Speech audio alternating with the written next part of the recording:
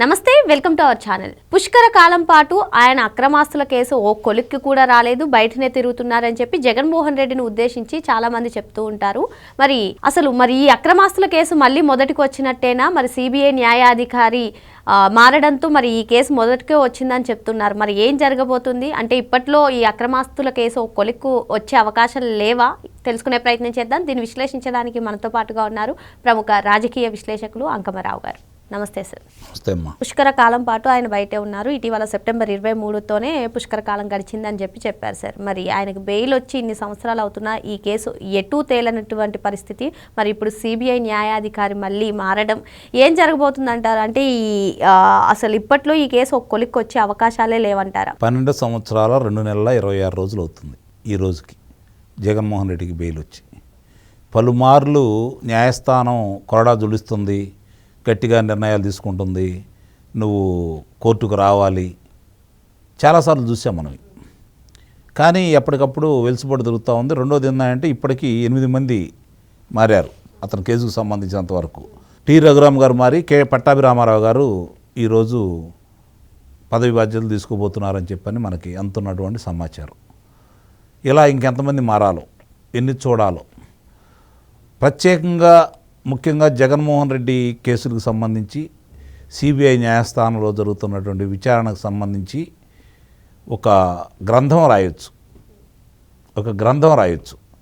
గ్రంథం రాయాలి కూడా. ఎందుకంటే ప్రపంచంలో ఉన్నటువంటి అన్ని కళాశాలల్లో, అన్ని విశ్వవిద్యాలయాల్లో, అలాగే అన్ని గ్రంథాలయాల్లో దీన్ని పొందుపరచాలి. ప్రపంచ దేశాల్లో ఉన్నటువంటి అన్ని భాషల పత్రికల్లో కూడా ప్రముఖంగా ప్రచురించాలి. ఎందుకంటే ఫలానా భారతదేశంలో, ఆంధ్ర రాష్ట్రంలో అంతకుముందు మాజీ ముఖ్యమంత్రి కొడుకు, ప్రతిపక్ష నేతగా వ్యవహరించిన వ్యక్తి, ముఖ్యమంత్రిగా చేసినటువంటి వ్యక్తి, రాజ్యాంగ పదవుల్లో ముఖ్యమంత్రిగా ఉన్నటువంటి వ్యక్తి, మరి అలాంటి వ్యక్తి 12 సంవత్సరాల 2 నెలల 26 రోజులు అతనికి బెయిల్ మీద ఇంకా బయటే ఉన్నాడు. అతని కేసులకు సంబంధించినంత వరకు ట్రయల్కే రాలేదు. ట్రయల్కి వస్తుంది అనుకున్న సందర్భంగా జడ్జి గారులు మారిపోతూ ఉన్నారు. ఇంతమంది జడ్జీలు మారారు అని చెప్పని నిస్సందేహంగా దీని గురించి ఒక చరిత్ర రాసి దాన్ని నేను చెప్పినట్టు విశ్వవిద్యాలయాల్లో, కళాశాలల్లో, గ్రంథాలయాల్లో, అన్ని ప్రముఖ దినపత్రికల్లో ప్రచురించాలి. అంటే ఒక కేస్ స్టడీగా ఎందుకు అంటున్నానంటే రాజకీయాల్లో ఇలాంటి వాళ్ళు కూడా ఉండొచ్చా? ఇలాంటి వాళ్ళకి రాజకీయాల్లో పదవులు ఇవ్వడంతో పాటు ఇన్ని అండదండలు ఉంటాయా? ఇలాంటి వ్యక్తి ఇంకా రాజకీయాల్లో ఒక శాసనసభ్యుడిగానో, లోక్సభ సభ్యుడిగానో పోటీ చేసే అర్హత భారతదేశంలోనే ఇట్లా కల్పిస్తున్నారు అని చెప్పనే విషయం ప్రపంచవ్యాప్తంగా తెలియాలి. ఈరోజు జగన్మోహన్ రెడ్డికి సంబంధించినంత వరకు గతంలో చూసాము, ఇప్పుడు చూస్తున్నాం, భవిష్యత్తులో కూడా చూస్తామని నేను భావిస్తున్నాను. ఎందుకంటే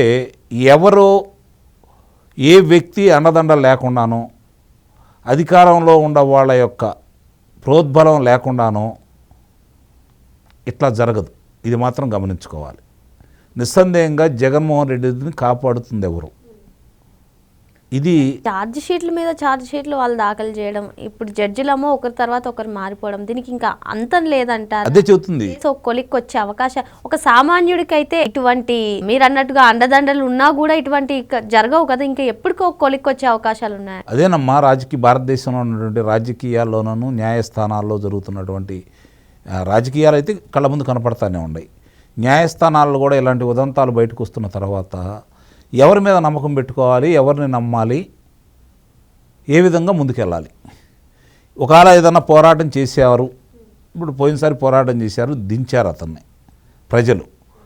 రేపొద్దున మళ్ళీ ఇదే ప్రజలు అతను గెలిస్తే ఏంటనే అభిప్రాయంతో ఈరోజు ఉన్నారు అంటే నాకు తెలిసి ఆంధ్ర రాష్ట్ర ప్రజలు తిరిగి అతన్ని మళ్ళీ గెలిపించే పరిస్థితి అయితే లేదు.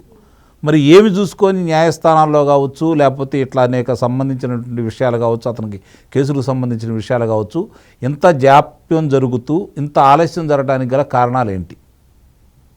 ఎందుకని ఈ విధంగా చేస్తున్నారు? దీనివల్ల ఎవరికి ఉపయోగం? రాష్ట్రానికి ఉపయోగమా, దేశానికి ఉపయోగమా, ప్రజలకు ఉపయోగమా? జగన్మోహన్ రెడ్డికి ఒక్కడ తప్ప, జగన్మోహన్ రెడ్డిని కాపాడుతున్న వాళ్ళకి తప్ప. అంటే డబ్బు ఉండి అధికారంలో ఉన్న వాళ్ళ యొక్క అండదండలు ఉంటే ఏవైనా చెయ్యొచ్చు, ఎన్ని సంవత్సరాలైనా బెయిల్ మీద ఉండొచ్చు, ఎన్ని సంవత్సరాలైనా అతను చేసిన తప్పులకి శిక్ష పడదు అంటానికి ప్రత్యక్ష సాక్షి జగన్మోహన్ రెడ్డి. వ్యవస్థలతో చెలగాటం ఆడుకున్నాడు. వ్యక్తులు ప్రశ్నించిన వ్యక్తుల్ని చంపేయించారు, ప్రశ్నించిన వ్యక్తుల్ని జైల్లో పెట్టి ఇష్టారీతిగా కొట్టించాడు.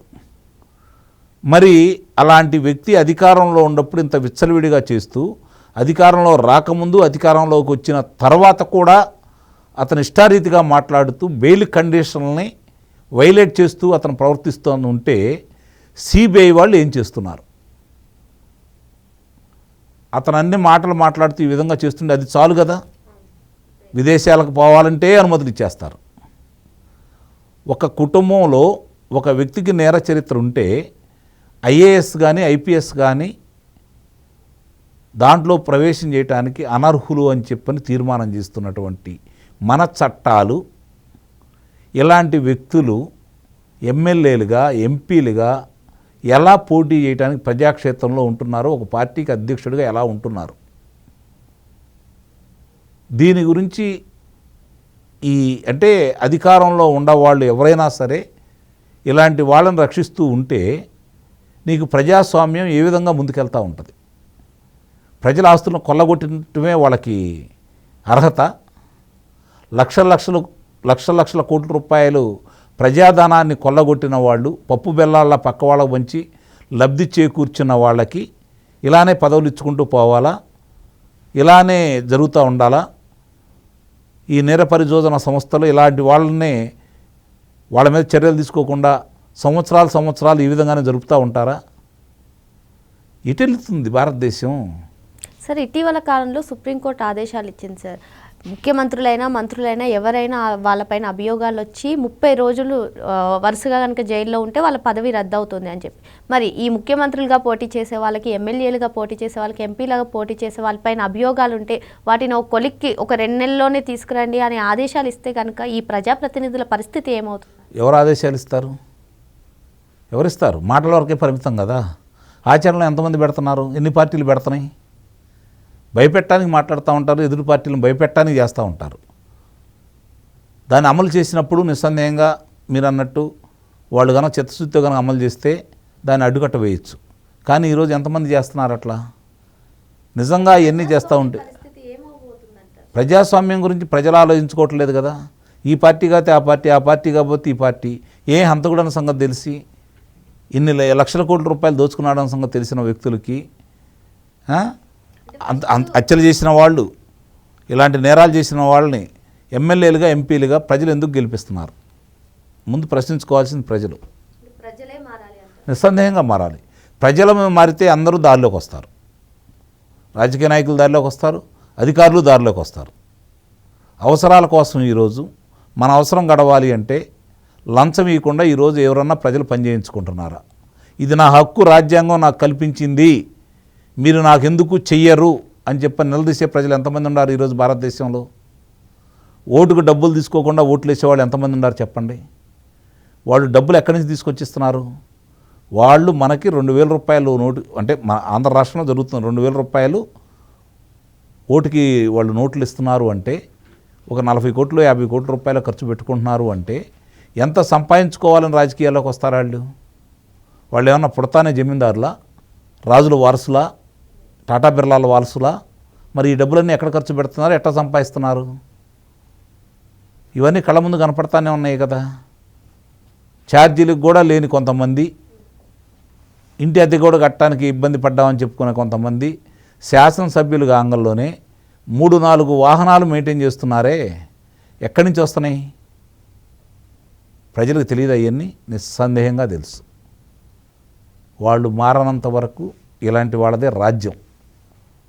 కాబట్టి మనం మాట్లాడుకొని కంఠశోషే తప్ప ప్రజల్లో మార్పు రానంత వరకు భారతదేశంలో ఇలాంటివి జరుగుతూనే ఉంటాయి, మనం చూస్తూనే ఉంటాం. మరి దీనికి అంతు పొంతు లేకుండా పోతుంది. కాబట్టి మరి ఎప్పుడు దీనికి అడ్డుకట్టబడిద్దో ఎదురు చూడటం తప్ప మనం చేయగలిగిందంటే ఏం లేదు. మరి సిస్టమ్ మారాలని మనం ఎప్పుడూ అనుకుంటూ ఉంటాం. మరి ఫస్ట్ మనం మారి ప్రశ్నించే తత్వం అసలు కనుమరుగైపోతుంది. ఆ ప్రశ్నించే తత్వం వచ్చే వరకు కూడా ఇటువంటి కేసులు, ఇటువంటి ప్రజాప్రతినిధులు ఈ విధంగానే ఉంటారు మరి అని చెప్పి సార్ చెప్తున్నారు. మరో అంశంతో మళ్ళీ కలుద్దాం. Thank you sir. Thank you.